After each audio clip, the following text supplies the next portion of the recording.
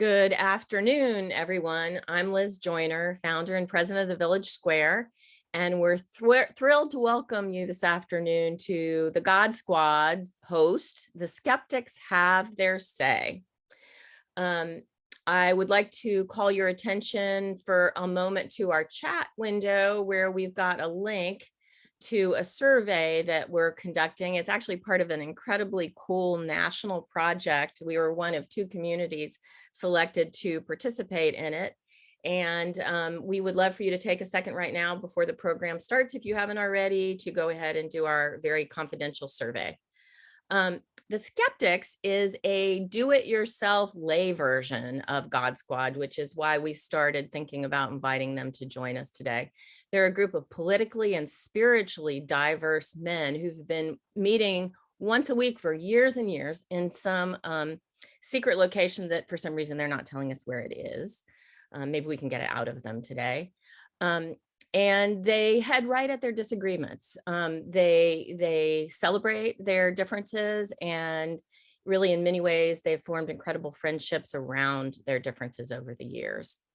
We're gonna have a little bit of an experiment today, as we're gonna open the chat window, which we normally don't open, in the spirit of the Skeptics that just dive right into things. If you can just remember that our goal is to host a respectful conversation that assumes good intention by everyone.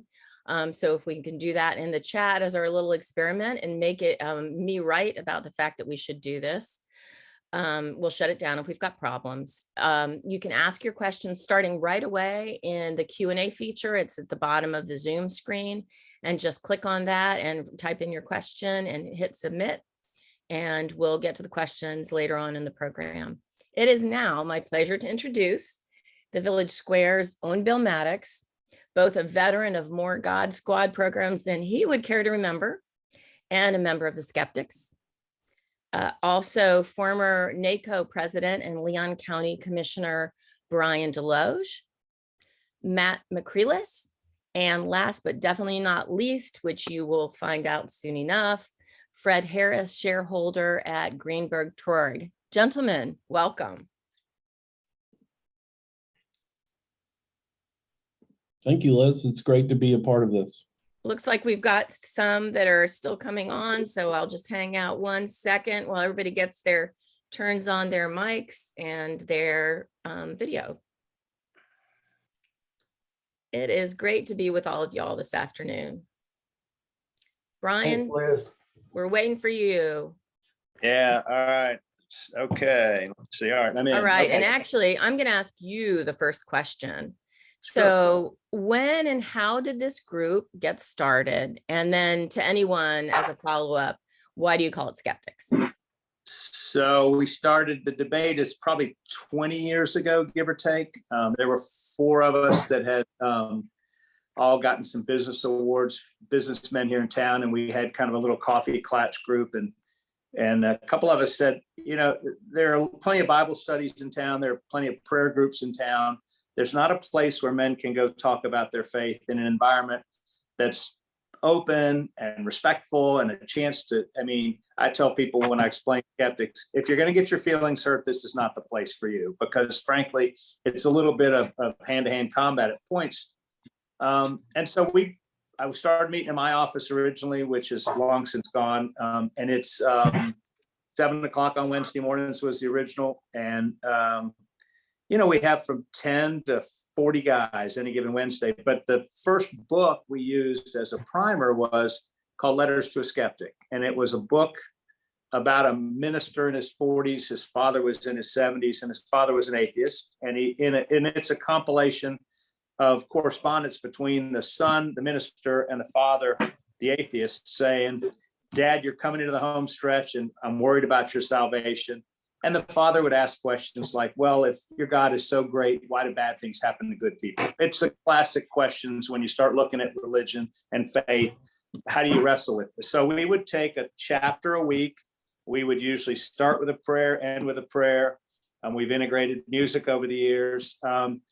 And it's interesting because the friendships that have evolved out of this that you would never have expected from different parts of the community. And it's broadened over the years. We've done religions of the world. We've done all sorts of different things. And today we have a very diverse group that's there.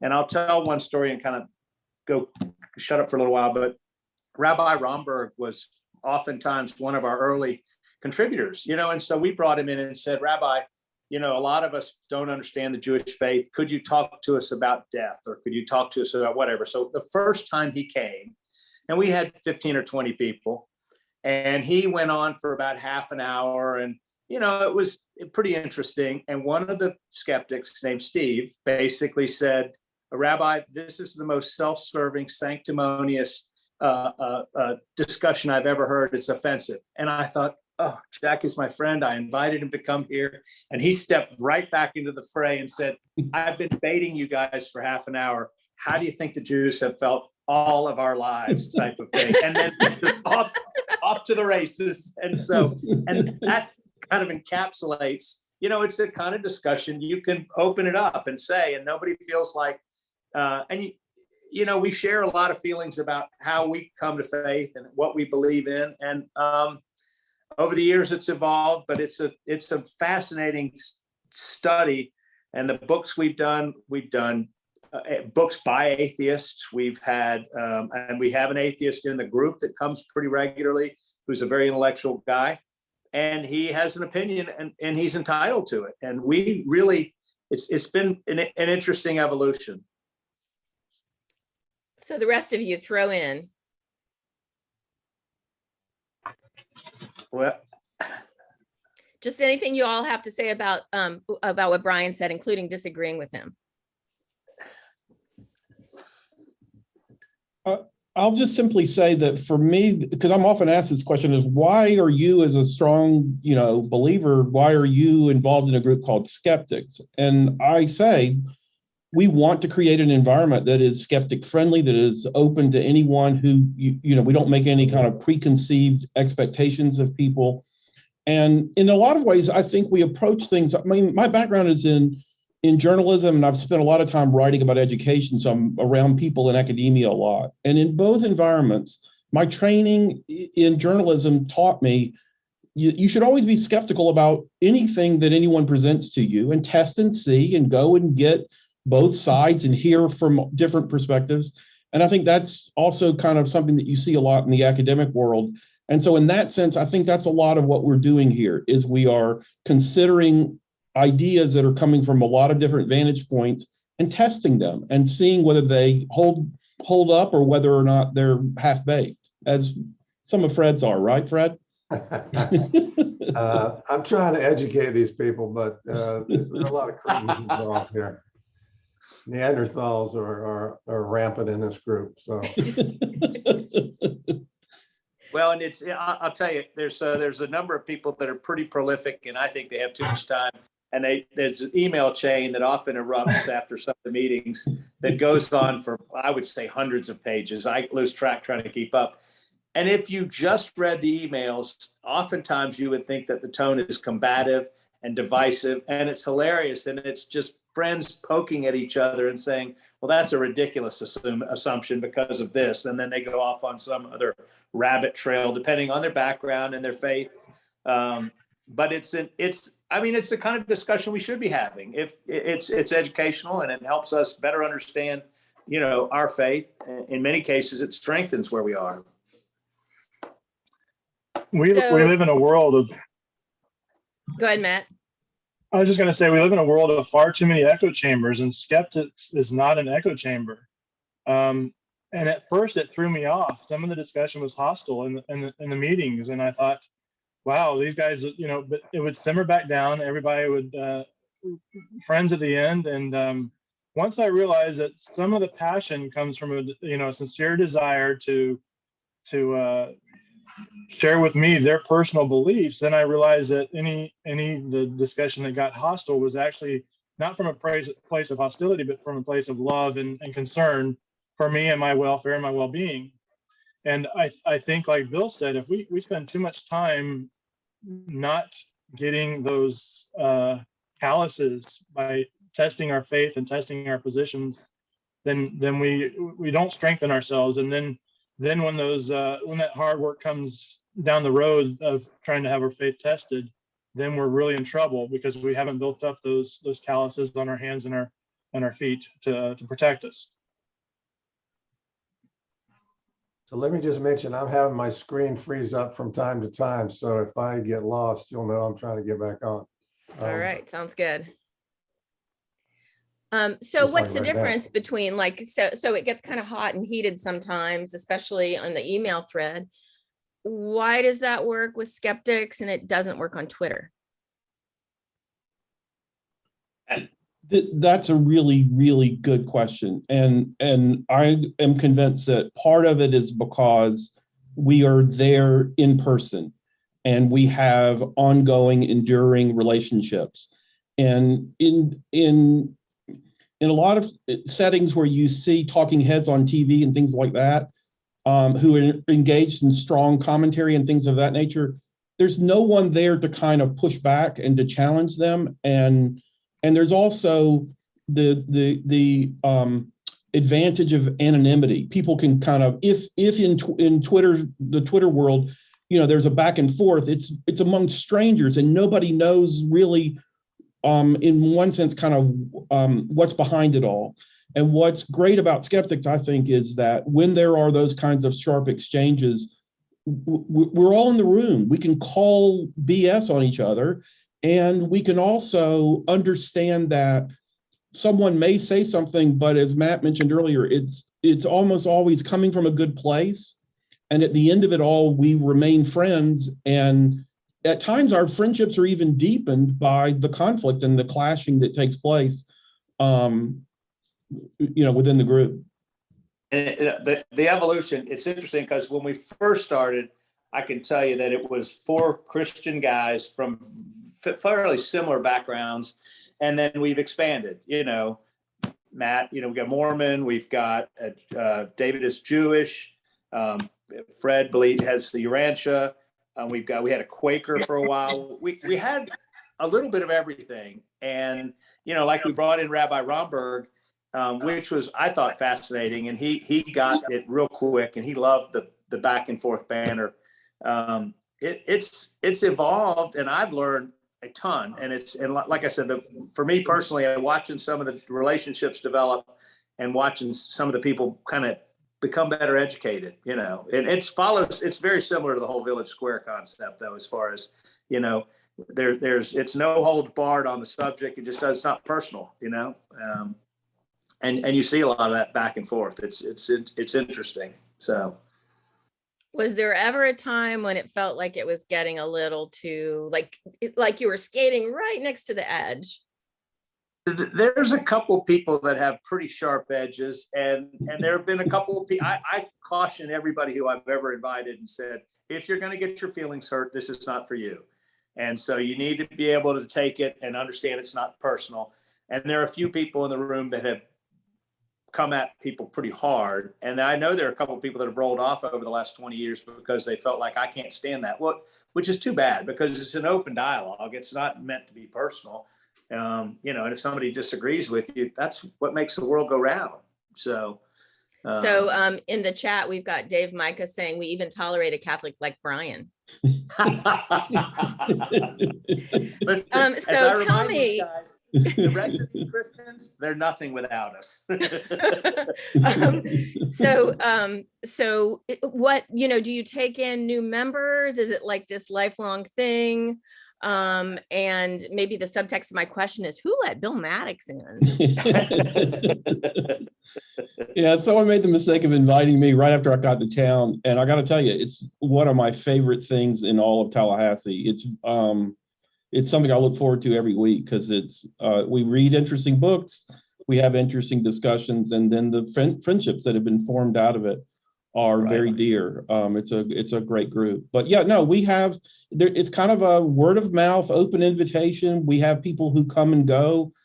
Some people will drop out for a book because it doesn't particularly appeal to them, but they'll come back for the next one. But it's an ever-changing cast, but there are a lot of folks who've been at this for a long time. Like, Brian and Fred go back, I think, all the way to the very beginning or near the beginning in Fred's case, and I've been with it 15 years now. And so there's some core members that are longstanding, but also it's open to new people. And it's always good to get kind of fresh blood that, challenges us and gives us a different perspective. Let me say this. We've also, we've had some, I think some Buddhists and some other Hindus and whatever come and talk to us, but we would love to have some Muslims, some Sikhs, some, Hindus, Buddhists, whoever. We'd love to have all kinds of different people come and join us because we need a diversity of opinion, and that would provide that for us. So if you're out there, come visit. Who should they contact if they're interested? You, Fred? Any one of us. Any one of us, yeah. And also, we're hearing in the chat also that Maddox is still on probation. I'm So permanently you on better watch probation. out. He hasn't gotten the tattoo yet. Okay, so tell me about the elephant in the room. Why is it all men? And is there something that comes of that that's important? I mean, we've talked about this a number of times, and I think a lot of us clearly men and women are going to see the world completely different. And there's a certain amount of fellowship and camaraderie and among the men that makes it work. I don't know, Bill or Fred or Matt, you guys want to jump in, but it wasn't meant to be exclusive. It just rolled that way. And that's the way we kind of kept it. So I guess one thing I'll say here is that I think that there is this kind of romantic notion that I see, particularly on the political left, that says, wouldn't it be great if all of us from various backgrounds, ethnicities, gender, income, on down, on and on, if we all kind of gathered and came together around a certain set of ideas. And I have to say that I share that longing and yearning in the sense that, I'm part of a faith tradition that speaks about how in the next life, people from every tongue and every tribe will worship Jesus Christ. And so I understand that longing, but I also recognize that on this side of heaven, it's important for us to have gatherings where there's strong disagreement and where we can challenge one another. And this group provides that. And in many ways, when people look at us and say, gosh, there isn't a lot of diversity here, I kind of scratch my head and say, what do you mean? Where else do you find people from such wildly different spiritual backgrounds gathering to talk about some of the most important questions in life? And political backgrounds too, right? Different political backgrounds and all the rest. And so, yes, do we share some things in common? Sure. We're all of the same general age group. Yes, we're all male. But there's very stark difference. And so I guess what that says to me is diversity comes in different forms.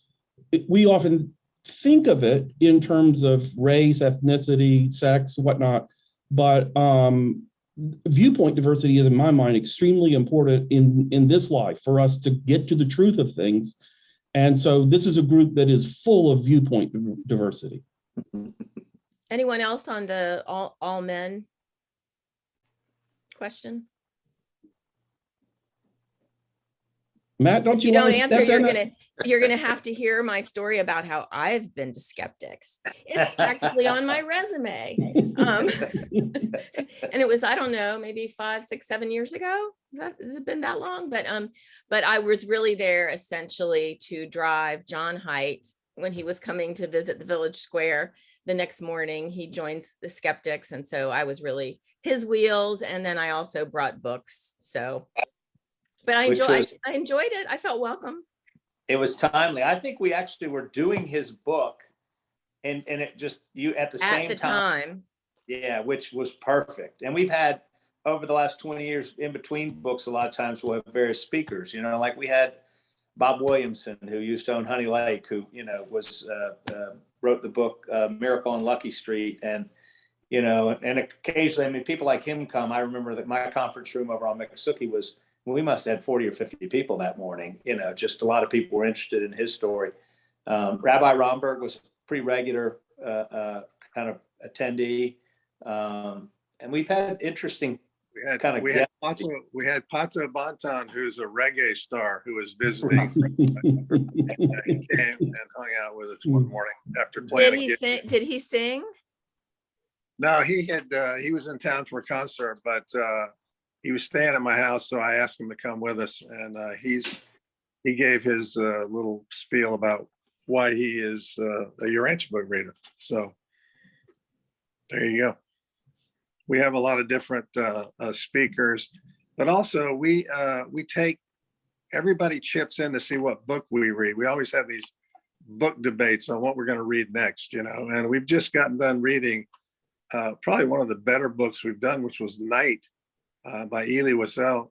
And not sure if I pronounced his name right, but really great discussions came out of that book. It's a Holocaust book, but yeah.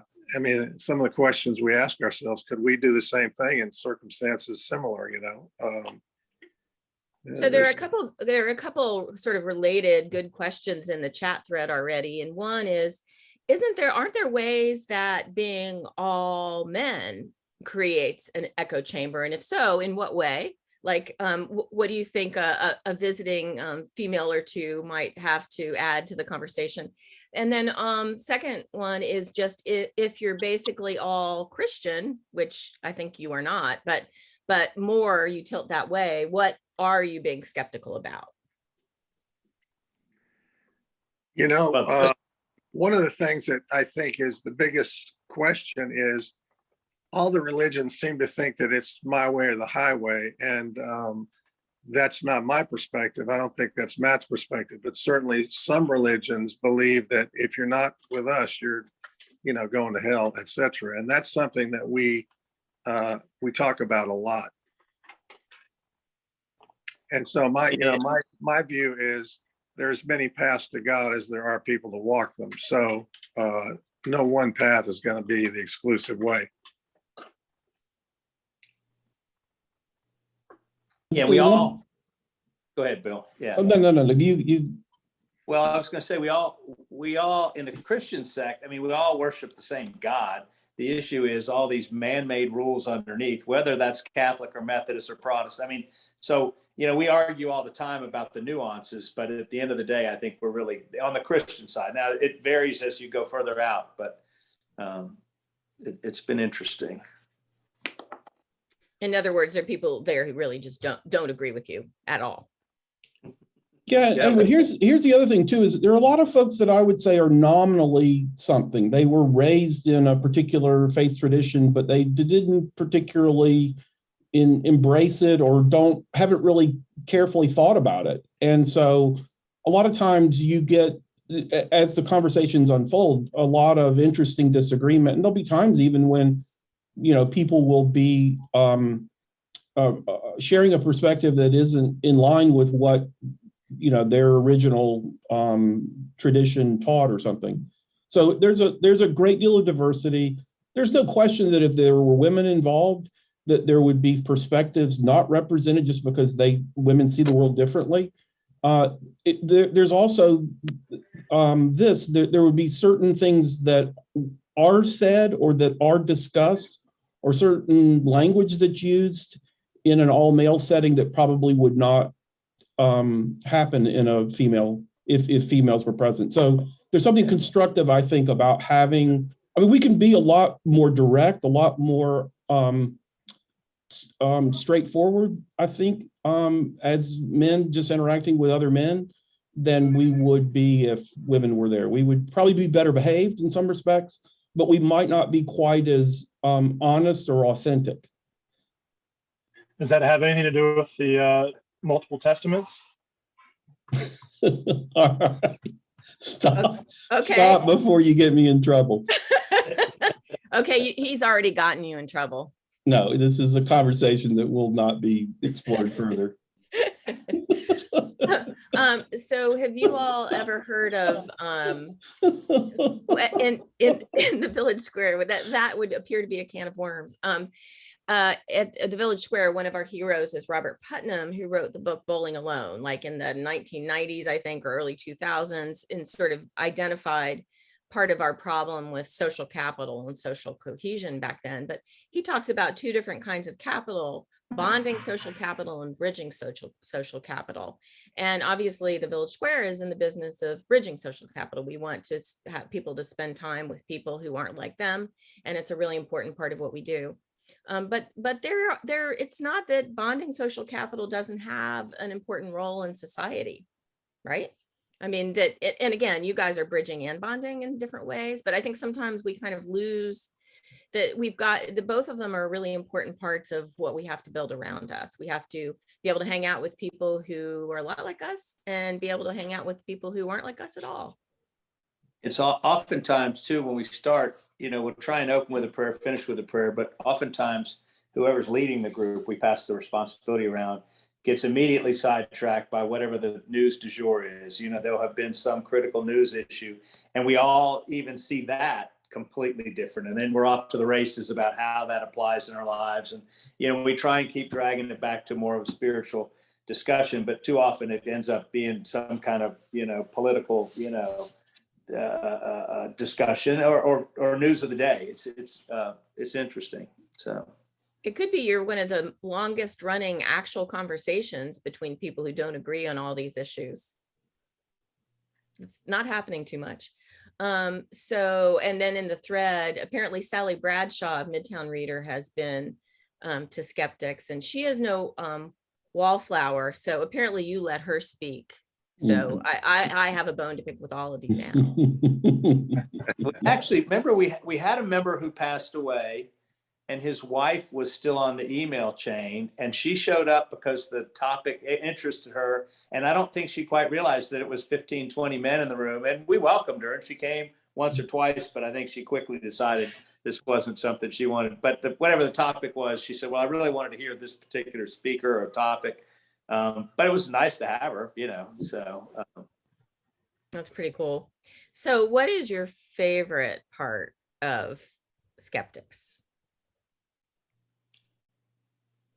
I mean, I'd say the relationships over the 20 years that have evolved. I think you've got a pretty disparate group of men that oftentimes socially don't interact in any other way. I mean, I'm looking around the room here. Bill, you and I have become better friends. I didn't know Matt very well until he joined the group. And I could look around the room as far as the Skeptics group go. And, you've got all these touch points for people that generally wouldn't in their normal lives see each other, know each other. And you've developed all these friendships, in a lot of cases, pretty strong friendships, because you can have those kind of discussions. It's a lot better than just some surfacey neighbor that you wave to every so often type of thing, because you know a little bit about them. You understand what makes them tick. And like Village Square, for a long time we had breakfast. Now it's kind of where everybody shows up with their own coffee. But it works. So. Yeah, and I'll say that I think one of the best things that I've liked about it is that I have stereotypes that I've been fed about certain people or certain groups challenged in this, and I have to go and test and see, whoa, this doesn't really hold true, or at least isn't true of this particular person that I know from that faith tradition or whatnot. And then I have ideas that I have dismissed at times challenged. I remember we did this fascinating study of something called the Theology of the Body, which is a long collection of essays that Pope John Paul II wrote. I'm not a Catholic, and there's a lot about the Catholic view of human sexuality that I expected to find issue with, and I certainly didn't agree with everything. But I remember, for example, that at the very end of it, we had a priest who came to kind of summarize and wrap up our discussion. And he did this long presentation on why he believes in celibacy and, for the priesthood and what it represents and how it foreshadows life in heaven and all this sort of stuff. And I realized afterwards that, celibacy is not something that I ever hope to practice in this life, as a married man, but it has there's a lot of legitimacy to the arguments that were being made, or at least some ideas that were being presented that were fresh and new that I had never heard before, and don't know that I would have heard had it not been for a setting like this. But I'd like to make a note that it was 29 minutes into the Okay. meeting before Bill All had right. some comment about just saying. I'm sorry. that longer I than knew I usual? was about to get in trouble there. So Is that longer than usual? Oh, no, it's never. not, it's Yeah. a few minutes usually, and he brings it back to some kind of, so thus back to the why is it all men type of thing. Yeah, it's a little bit of, So how about other stretch experiences that anyone has had?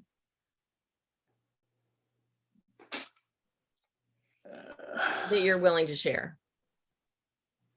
I don't know. I mean, we certainly have an awful lot of differences of opinions, and sometimes people just agree to disagree. I mean, there's, one person in the room who's pretty pointed in their comments, and that's okay. I mean, he's pretty, openly,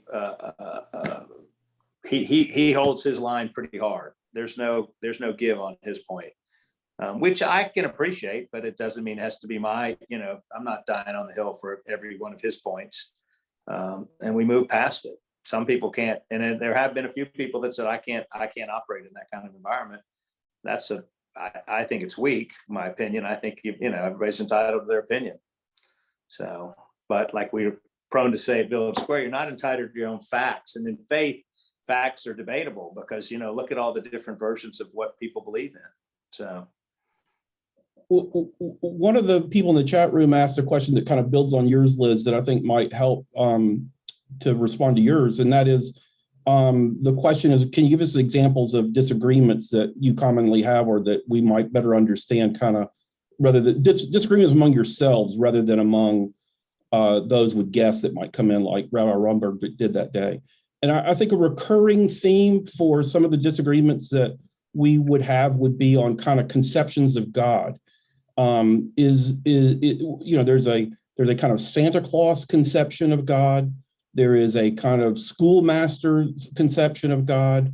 There is a father conception of God. And so we're often pushing back and forth on some of that. And I think part of what we really enjoyed about this most recent book about the Holocaust was that it kind of disabused anyone of a Santa Claus view of God, because that clearly didn't square with the experiences of these people.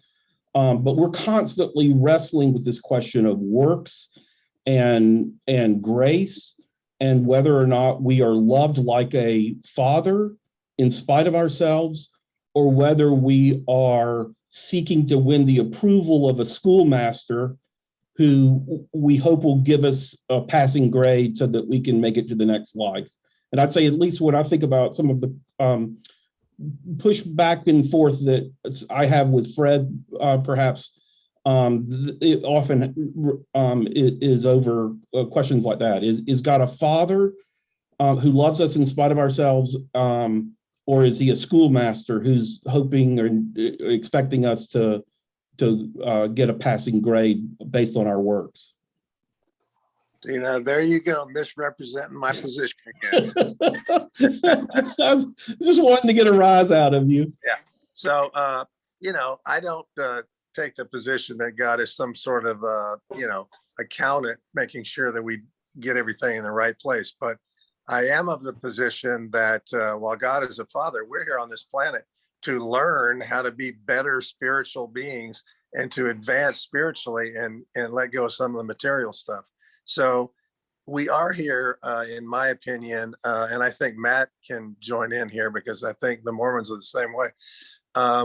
This is a school. We're in an educational process, and we're going to have a lot of problems. That's why one of my main things is it's always something. It's always something you got to deal with. So, Matt, tell us a little bit about the Mormon perspective of this. Well, we similar to Fred. I mean, we believe in an all-loving God.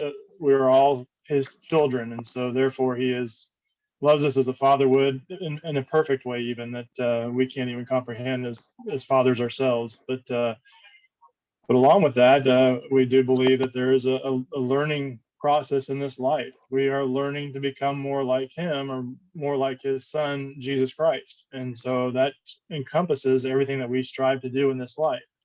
and we fail, we fall, we come short, and we pick ourselves up and do again. And we learn from the lessons of failures and try to improve on our everyday lives and make the world better as we go throughout this life.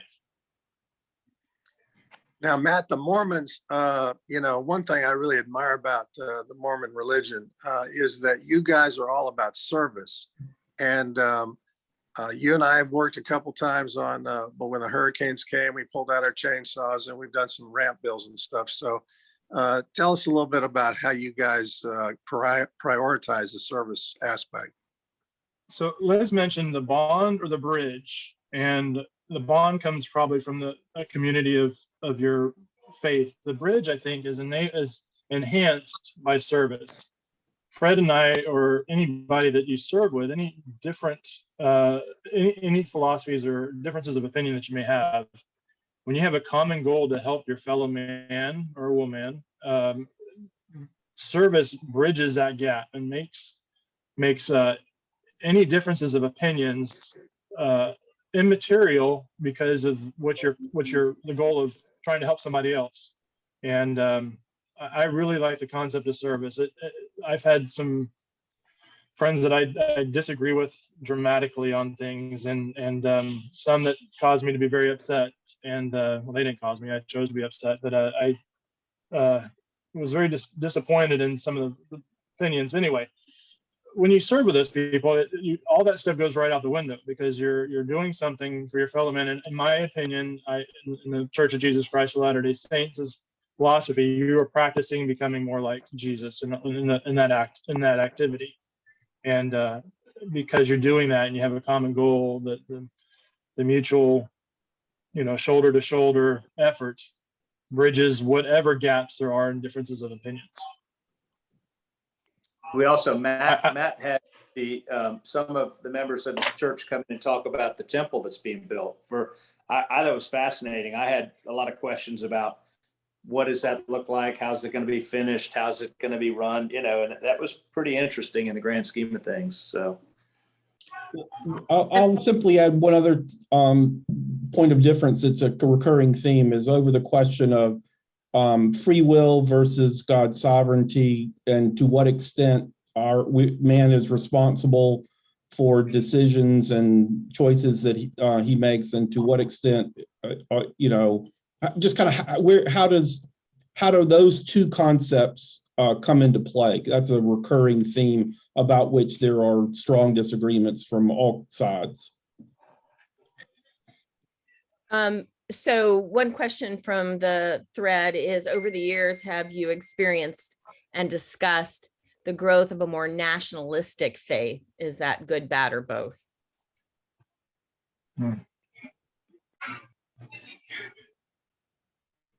I don't know that has been a theme that we have dealt with.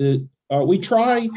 I mean, sometimes it's unavoidable to kind of steer clear of political conversations, or at least topics that are politically driven. We try as much as possible to keep things on a kind of religious, spiritual plane rather than to delve deeply into politics. So nationalism strikes me as being a kind of more of a political topic than a spiritual one. So I don't know that that's one that we've explored greatly. Well, but what we have talked about, though, Bill, is that, I'm strongly opposed to religion getting involved in politics.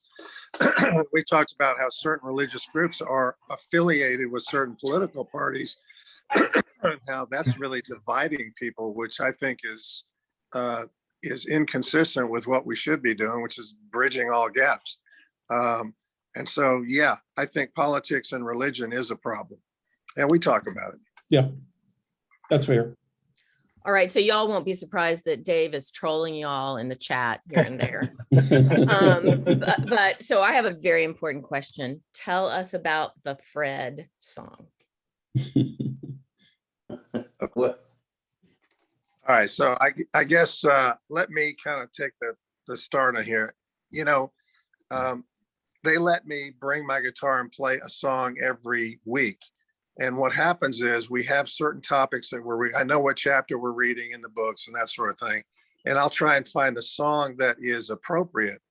And over the years, I'll give you a couple examples. You know, most religions believe that the Savior is coming. It could be Jesus, it could be Maitreya, it could be the Messiah or whatever. But everybody thinks there's going to be some extra celestial or extraterrestrial person come down to save them. So I played Pink Floyd, Wish You Were Here. We also talk about sometimes about how, you know, wars and that sort of thing. So I played Your Flag Decal Won't Get You Into Heaven Anymore by John Prine, and With God on Our Side by Bob Dylan. You know, sometimes we have some Gators in here. And so one time I played Won't Back Down by Tom Petty, because that's the, you know, Florida's using that song in their football games now. And I changed the lyrics of certain songs, because this is one way I get my point of view across. Most people don't know lyrics anyway, so I just add stuff. In fact, Brian came up to me one time and said, I didn't know that song said that. And I go, no, I made that part up. I've been humming this song all my life, and I thought, well, I didn't know that. So last week I changed some lyrics to a Bob Dylan song, and Bill chastised me saying, how can you change words from a guy who's the #1 poet in this country? But I'll just give you an example. This was I Shall Be Released. I know if you know this song. I added an ending verse to it that said, a broken man is on his knees, all his visions crashed and burned. It's only then he opens up his heart, and finally to God he turns. So that's what I added to I Shall Be Released. But some of them are more specific to my point of view. So that's the Fred song. So, and you guys sing? That would be a stretch. Yeah, we will humor Fred and mumble along as he leads the singing. And there are a couple of guys who have really good voices that will sing. But I have to say, when I first started coming to this group, I really thought this song thing was just kind of weird. And I didn't quite understand it, but it quickly won me. Fred quickly won me over. And it is now one of the things that I most look forward to, because it's always kind of a source of amusement and sometimes of reflection, because Fred takes a lot of care in choosing which song he sings that relates to our theme. And it just makes it all kind of lighthearted and enjoyable. And It's lucky us, he's chosen one for today. Yes, I'm so reverent most days too. So I've done one that is consistent with, I've sung this before, but I've done this song by Sean Mullins, We All Give God the Blues. So I'm just going to do it real quick for you here. God don't hate the Muslims, and God don't hate the Jews, and God don't hate the Christians, but we all give God the blues. And God don't hate the atheists, the Buddhists, or the Hindus, because God loves everybody, but we all give God the blues. And God ain't no Republican, God's ain't no Democrat, God ain't an independent, God's above all of that. He's bigger than religion, got a better plan. The sign says God's gone fishing for the soul of every man. And God don't hate the Muslims, and God don't hate the Jews, and God don't hate the Christians, but we all give God the blues. Yeah, we all give God the blues. All right. And a little bit of an abbreviated verse, but in any event, that's what we do for Fred's song. We probably do give God the blues. Something we probably succeed at. So let's see. We've got some questions that I just clicked off of the screen. Before I forget to ask this, because I really do want to ask it, do you have recommendations for anyone listening who's thinking about starting a group like this? So if they're in the Tallahassee area, we certainly welcome them coming and, taking part with us and learning from us and doing a spinoff. We've had a young group a young guy that considered that at one point.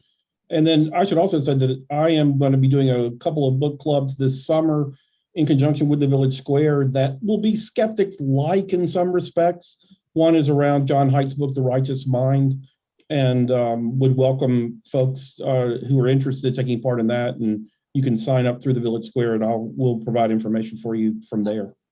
Yeah, and actually, we'll if I can just add, if you can go ahead and email me, liz@villagesquare.us, if you're interested, and I'll get you connected.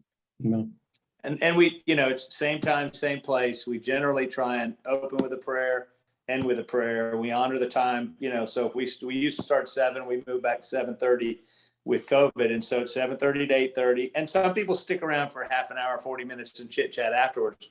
And some people come late and some people leave early. It's pretty fluid like that, but we try and open at the time, close at the time. And it's usually a topic most of us should have, somebody blasts out an email and says, in fact, Dave does that now and says, hey, here's what we're reading. Here's who's got the chapter. And we go from there. And the discussion pings all over the place. And it takes usually just a few minutes before somebody loses complete control. But it's an interesting discussion among a disparate group of people. It works. So. One thing Any I'd other say if advice? somebody wants to start their own group is they have to be thick-skinned, all right? You can't have people be too sensitive to debate. If your truth is not susceptible to skeptical debate, then you shouldn't do this. You shouldn't do this at all. Yeah. We've had some pretty good debates too. So how do you think the world would be different if we could somehow wave a magic wand and in our hometown, there were 100 skeptics groups that were all diverse in different ways? Would everything be different? I'll pipe in from a political perspective. Frankly, it's awful watching what goes on in the political spectrum because there's such a lack of respect and a lack of pure facts, and it's just a mudslinging match too often. And people aren't willing to have a discussion about their differences. And oftentimes we're not that far apart. I mean, you start way out on either side because you let the left and the right drive the discussion. It's what's lost in American politics today, though, I think. And it's unfortunate because it slows the whole process down and we end up with a jumbled mess as opposed to some kind of cohesive, let's move the communities forward. So none of us expect to walk away and have completely changed our religious affiliation. But I like Fred mentioned earlier, I got a lot of respect for the Mormons, and I've learned a lot from Matt being in there. I'm a huge fan of what they do, and I would have never had that had I not, had the Skeptics experience. So. So actually you, Bryan, are your relationships are one of the original inspirations behind the Village Square. And you talk about your big Catholic family. Talk about that. Well, I used this when I was in the county too. I said, I came in this chair and I gave a little speech and I said, look, I came from a big raucous Catholic family. Fight to the bone type of thing. It was a wide open brawl. And I said, my expectation is you have that type of discussion about the issues, but the minute it turns personal, we stop. And I gavelled a few meetings shut because what happened was the discussion went from a full-on hard charging discussion about whatever people's different opinions were to taking shots at each other, which is unfortunate in today's politics because everybody wants to make it personal. No, we all come to the world from a different place and we all have a different lens that we see things, and that doesn't make one person right or wrong or good or bad. It just means that's the way we see it. And until you have the ability to sit down and talk about it in a civil tone about the facts, like in Village Square, you lose that. And I just remember growing up, we fought like cats and dogs.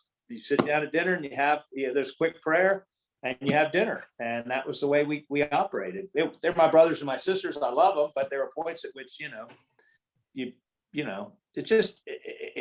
it's bothersome for me, at least, watching what's going on in the political world today. And I think Village Square could answer a lot of those questions if we could overlay that onto a lot of what's going on. And Bill, one thing I'd say, because Liz wanted to know if there were a bunch of these all around the community, why it would be beneficial.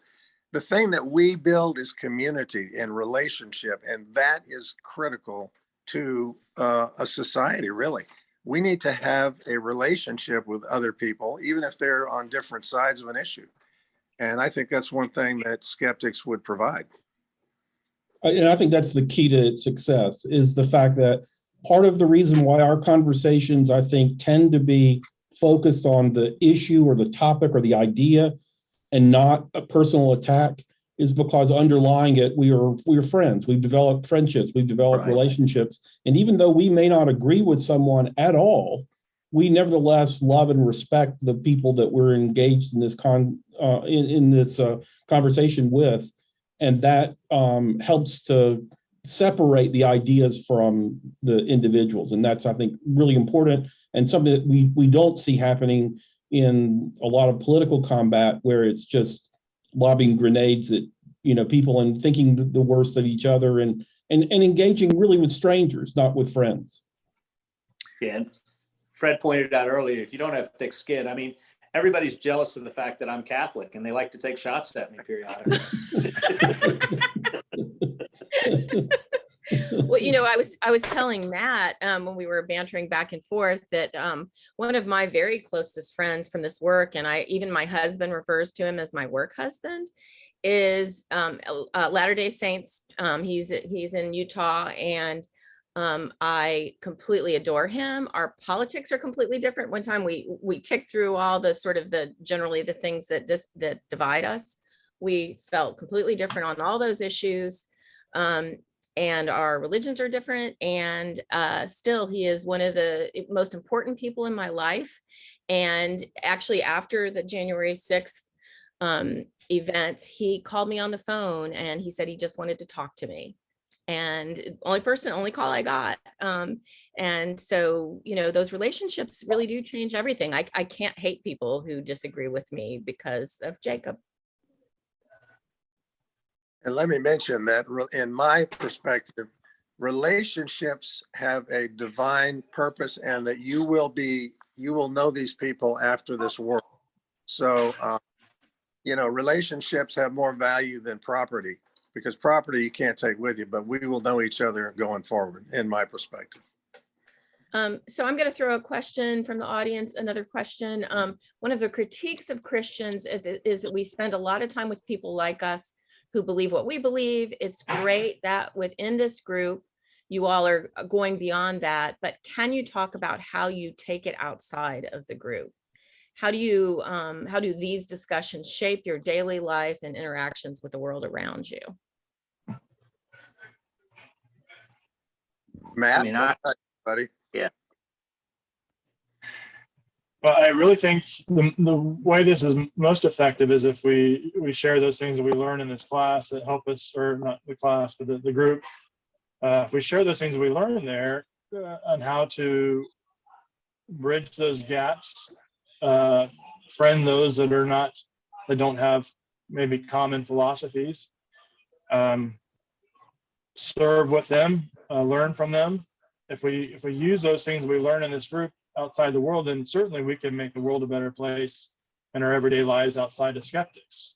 Skeptics is some ways a training ground for the way we could interact with the rest of the world on a daily basis. All of our other interactions should be of a similar type. If we have people that we disagree with, then hopefully we're able to have open dialogue with those individuals. Sometimes that's not possible because an individual may not be open to that, but to the extent that you can, the things that we are able to learn how to do in Skeptics, be disagreeable in a manner that is still friendly, and in an effort to help each other and in an effort to strengthen each other. Those kind of things can only help us in our everyday lives, in our interactions with other people throughout the world. I might mention that the skeptics have gone outside of the group to assist other people. We built a couple ramps. Like I said, we did the hurricane thing.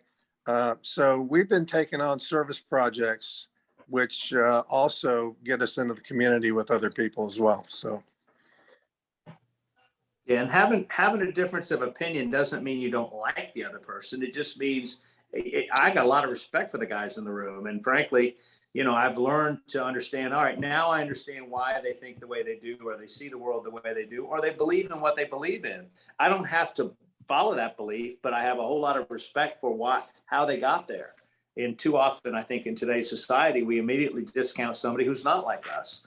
And we assume, well, then they're bad. Well, that's just a crazy assumption. So it's broken down a lot of barriers, and it's been a chance for us to, you know, really have some open and honest discussions. Like I mentioned earlier, I mean, I had a very distorted view of the Mormons prior to Matt being in the group. And frankly, I'm a big fan of all the things they do. As Fred pointed out, the service they do, it's commendable. So. Yeah. So, one of you mentioned, this is a question from the audience. One of you mentioned that a difficult conversation has sometimes helped to deepen a friendship in the group. Can you expand on that?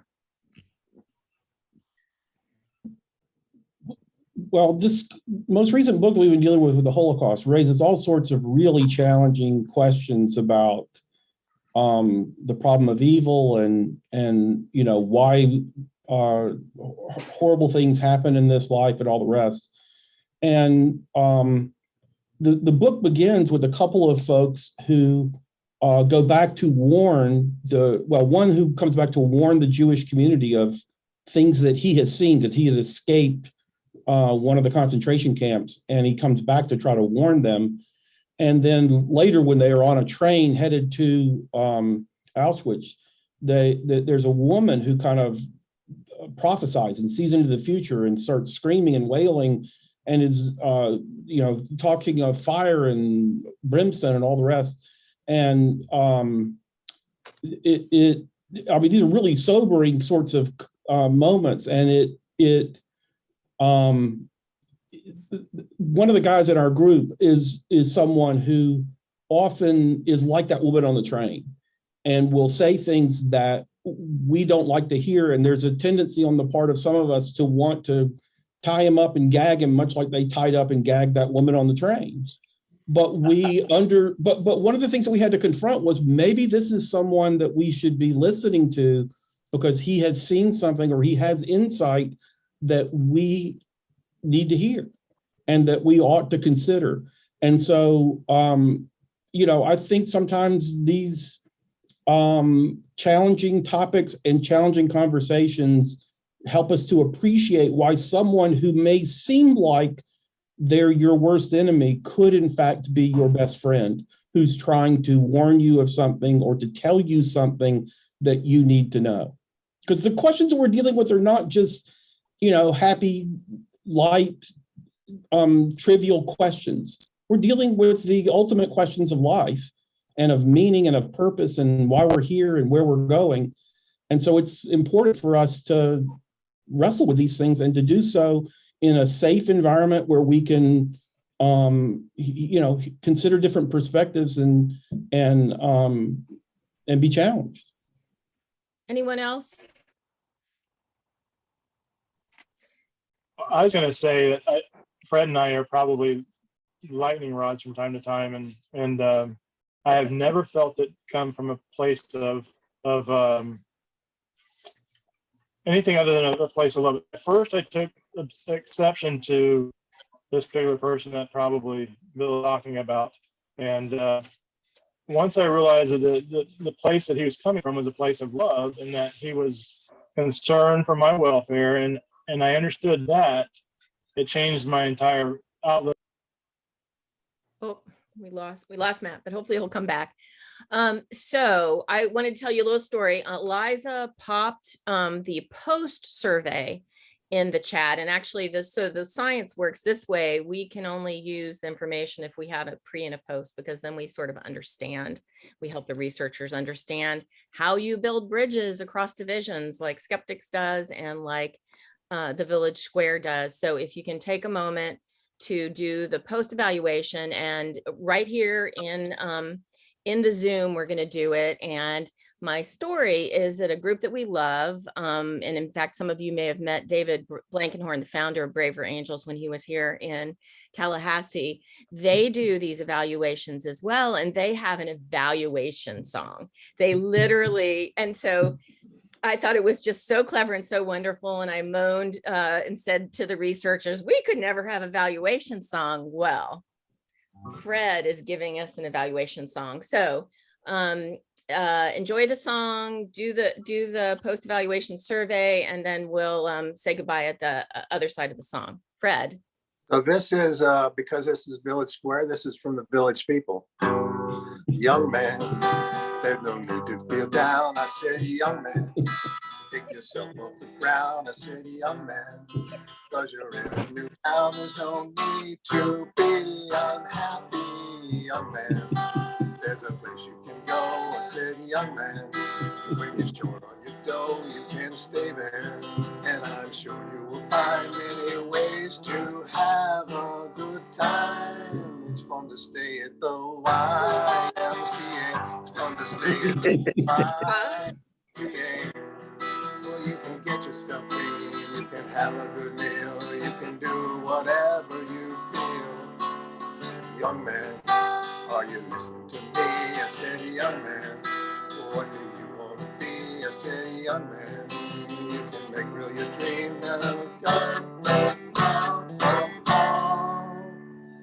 It's fun. All right. There you go, We folks. officially have an evaluation song. Thank you, Fred. That was wonderful. We won't use the video of it though with the song. So Whatever. any closing thoughts before we say goodbye to you for the weekend?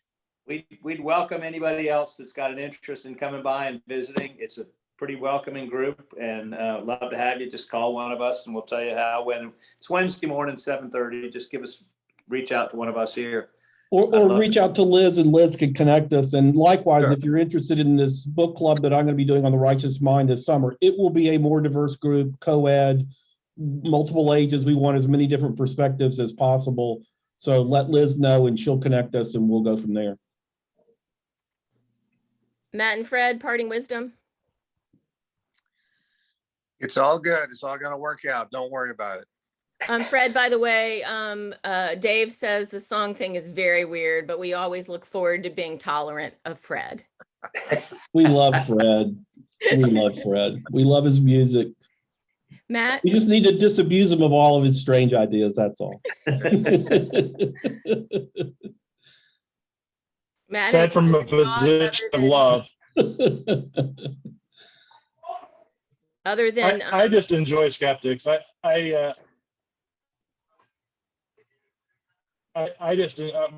sorry, my Wi-Fi's been crazy. I just enjoy Skeptics. It's taught a lot about just dealing with people and what the best way to move forward is, and in this life, and all the differences that we might have with individuals, and how best to proceed. And I think Skeptics is a good learning ground for all of us to know how to move forward. Thank you so much to all of you for making us a little part of the Skeptics for this 1 hour. And thanks to all of you for joining us today for the end of our 13th season of God Squad. We've been at this for a long time, and it wouldn't be the same without you.